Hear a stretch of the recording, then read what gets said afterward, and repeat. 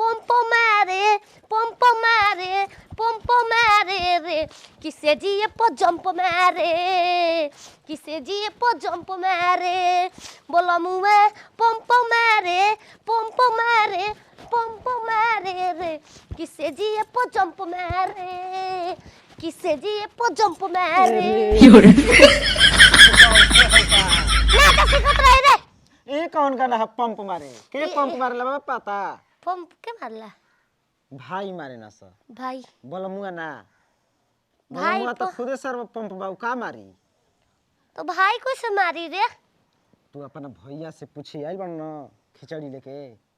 खिचड़ी तो बीत कर अरे होली तक चलेला खिचड़ी हो टाइम वो घरी ना मिलल तारा भैया के तो होली एल्बम हाँ लेके ये घरी लेके आइल बना रंग डाल दी अब रंग डाला चाहे पूरा अंगे डाल दो अंग रंग डाला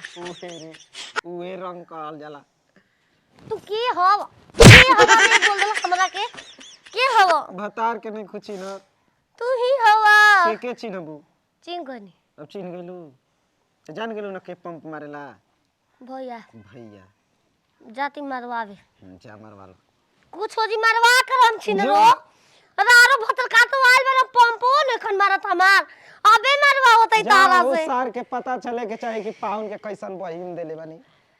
बोल हुइया सब तक से तैयार ना भइनी माइयो हमार हेल्प ना करेले तंची बताव ऐसे करे के चाही आ गइलू अभी खोनी कबे लहंगा फिर के कवना बारात में नाच जे करू अरे माई जानदली प्रोग्राम में जाता नहीं एकदम तोर बेटी टॉप करी देखिए डांस क्लास तो लहंगा फिर के स्कूल में के कहले जाए के ड्रेस पहन के जैती ड्रेस नहीं डांस करे के बा ना नचा भी हाँ। अब वो गांव देखी अरे पहले के जमाना में जिया तलू तू गजबे बाल जैसे ने तोर भौजाई नचनिया रानी मोए गांव नाच नाच देखल ओसने तू देखा देखी करे लगली अरे उनकरा तनी सिखल है ना तो वही सिखैले ही हमरा के ऐसे ऐसे नाच ऐसे ऐसे कर तो हम वैसे ऐसे करत तनी आहा तो ओकर इशारा पर चला तो जैसे रे ऊ पागल बे तारा के पागल बना के रख दी घर में औरी के खरी नहीं हम पागल नहीं खी अरे तू गजबे बाल बे है ना सुन ड्रेस पहन स्कूल में जाके बाद लहंगा पहन सब लड़का देख के हंसिए से रास्ता में के हंसी प्रोग्राम में सब पहनेला और हाँ सब लड़की डांस करिए सब मिलजुल के डांस होला हां यार और कुछ दिन में सिंदूर लगाइबू तो का चाची के काट हो अबे बंधनवा भी आ गए न सब जाए खातिर कैसे लाते रे भाई देखो निकला था चले के ना स्कूल पर हाँ तो वही खातिर खातिर न तैयार भइल बानी तू गजबे बतियावे हो भैया सब खत्म है का रे चाची देख ला हम बनरी लहंगा पहले तो चिन्हाते नहीं खे हां ये चल लहंगा निक लगत है ना कहां ना सब गुड़िया वाला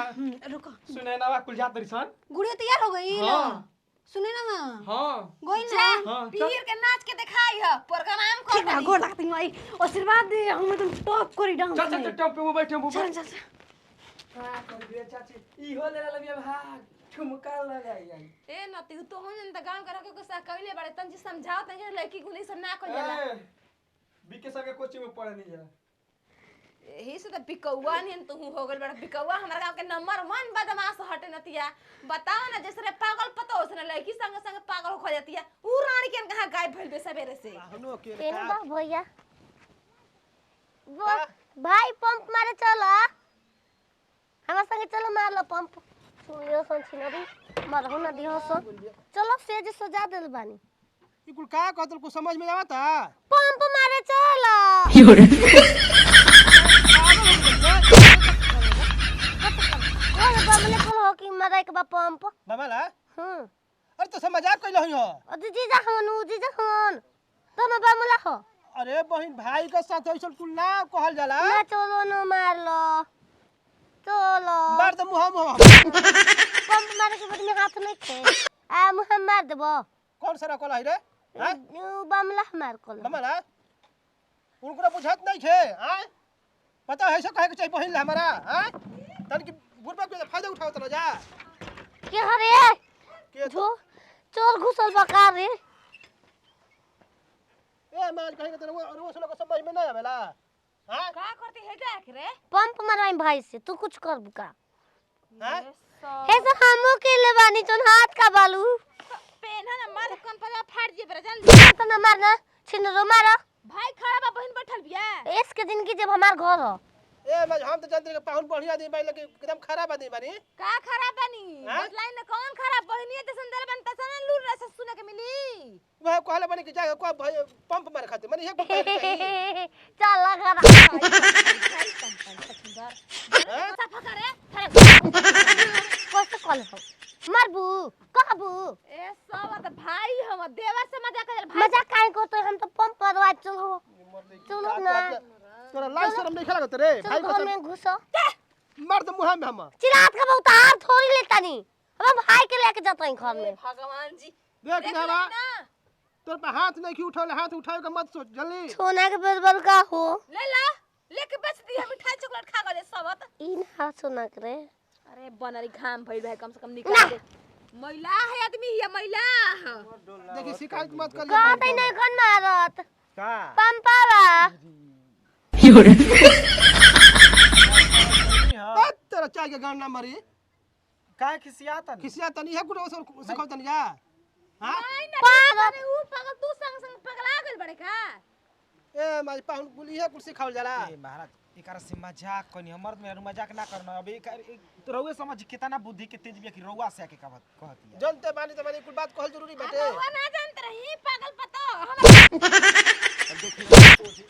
ते सजाते भेजा चल दी जाई बहिन बनावती है एगो लूर बुद्धि ए भाज रहो चुपचाप रही तू ना ते लूर कर नहीं खा पागल के मुहल्ला के कुछ सिखा तरह कर सके हरामजादी जौन बिया जानते बानी कि तनकी दिमाग को हल्क बातों का सब उल्टा पुल्टा बात घर के सब पागल आ गइल बा और बहिन से अच्छा जाए दे जानते न बानी जानिए कि ना सदिया बियाह भइल बा अब जान के त भइले बा घरी कहनी जा कि महाराज की कमे हिय तनी दिमाग के पागल है अब मैं गांव के डाह घर ले बिया है ई कुल माने हमरा से माने देखिए एक आध महीना खातिर लिया जाई रउआ हां हां चली तब कहत नहीं कि चल एक आध महीना खातिर रहिया ओका अनुमान जी हो गाड़ी भाड़ा हम देही ए महाराज गाड़ी भाड़ा का टेंशन न बनी गाड़ी आध भाड़ा महीना खातिर हाँ? न हां गाड़ी भाड़ा पैसा हम लेना न बनी